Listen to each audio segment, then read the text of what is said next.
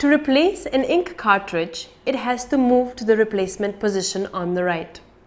To position the cartridge here, use the ink cartridge replacement utility. Click Start, Settings, Printers and Faxes. Choose Epson TX121 and right-click. Choose Printing Preferences. The TX121 Printing Preferences page comes up. Click the Maintenance tab. Click Ink Cartridge Replacement. Open the document cover of the printer. Open the cartridge cover. Before opening the fresh cartridge package, shake well.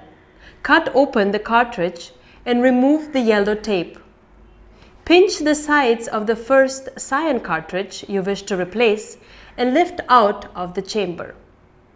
Place and push in the new cartridge until it locks with a click.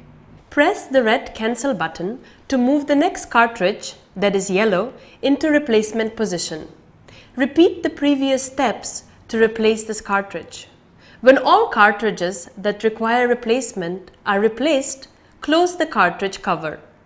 Close the document cover. Click Finish on the panel. Power off the printer and power on again.